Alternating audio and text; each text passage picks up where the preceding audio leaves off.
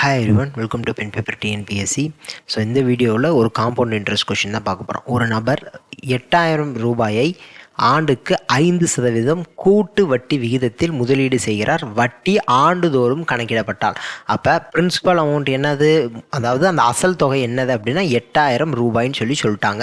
அப்போ கூட்டு வட்டின்னு சொல்லிட்டாங்க. அப்போ இது ஒரு காம்பவுண்ட் இன்ட்ரெஸ்ட் ப்ராப்ளம் தான். எத்தனை பர்சன்டேஜ் இன்ட்ரெஸ்ட், ரேட் ஆஃப் இன்ட்ரெஸ்ட்னு சொல்லிட்டாங்க, 5% சொல்லிட்டாங்க. அப்போ காம்பவுண்டட் ஆனுவலிங்கிறதையும் கொடுத்துட்டாங்க. வட்டி ஆண்டுதோறும் கணக்கிடப்பட்டால், ஏன்னா ஹாஃப் இயர்லின்னு கொடுத்தா அதுக்கு வேறு மாதிரி போடணும், குவார்டர்லின்னு கொடுத்தா அதுக்கு வேறு மாதிரி போடணும். இங்கே ஆனுவலின்னு சொல்லி கொடுத்துட்டாங்க.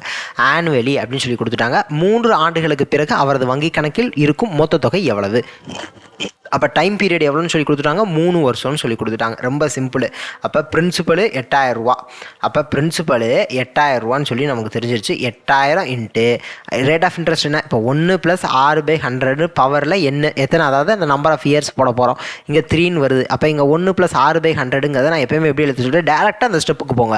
இப்போ 1 + 6/100னா 105/100 தான் வரப்போகுது. கரெக்டு தானே? 1 + 6ங்கிறது 5/100. அப்போ எல்சிஎம் எடுத்தால் 100 + 5 105/100ன்னு வரப்போகுது. அப்போ 105/100 ஹோல் பவரில் கியூப் இருக்குது. அப்போ 21/20. அவ்வளோதானே?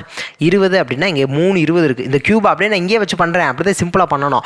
அப்போ கியூபுக்கு இங்கே 20 × 20 20ன்னு வரும். அப்போ 1 2 3 0 அடிச்சு விட்ருவேன்.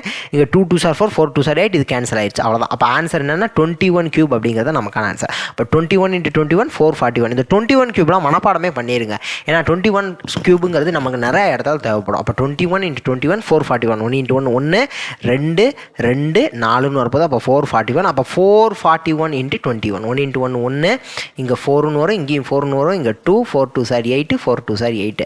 அப்போ 1 6 12 9 9261 9,261 ரூபா. அப்போ என்ன கேட்குறாங்கன்னா காம்பவுண்ட் இன்ட்ரெஸ்ட் மட்டும் கேட்கல, டோட்டல் அமௌண்ட் தான் கேட்குறாங்க. What will be the total amount in his account after 3 years?